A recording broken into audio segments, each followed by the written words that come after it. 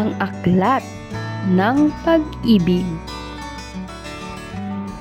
Sa isang malayong bayan, may isang lumang aklat na sinasabing naglalaman ng mahika ng pag-ibig sa kaharian ng Encantadia.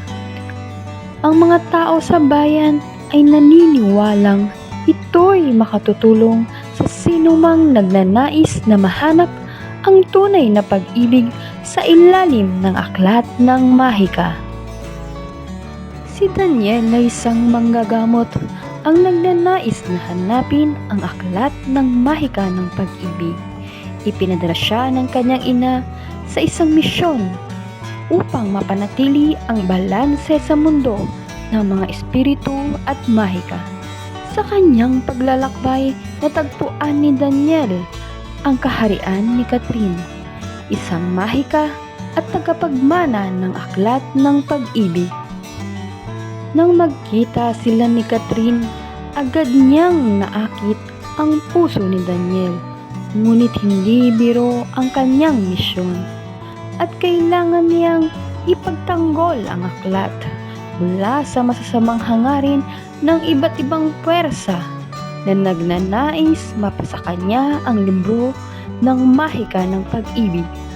Sa kabila ng mga panganib, nagtulungan sina Daniel at Catherine upang mapanatili ang aklat sa mabuting mga kamay. Habang sila ay naglalakbay, unti-unting natutuklasan ni Daniel ang mga mahika ng pag-ibig. Sa bawat pagkakataon na nag-aalala siya kay Catherine, lumalakas ang kanilang pagkakaugnay at nagiging mas matibay ang kanilang damdamin sa isa't isa. Subalit, may isang makapangyarihang mangkukulam na nagnanais makuha ang aklat ng mahika ng pag-ibig upang gamitin sa kasamaan. Isinagawa niya ang isang malupit na pag-atake sa kaharian ni Catherine at nanganganib na mawala ang buong kaharian ng Encantadia. Sa gitna ng labanang ito, naging malinaw kay Daniel na ang totoong mahika ng pag-ibig ay nagmumula sa pagsasakripisyo at pagmamahal sa isa't isa.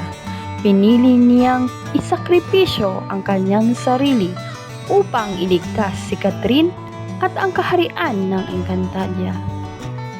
Sa wakas, sa tulong ng kanilang tapat na pagmamahalan, natalo nila ang masamang mangkukulam at nailigtas nila ang aklat ng mahika ng pag-ibig.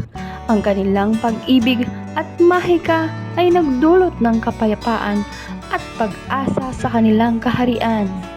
Patunay na ang tunay na pag-ibig ay higit pa sa anumang mahika.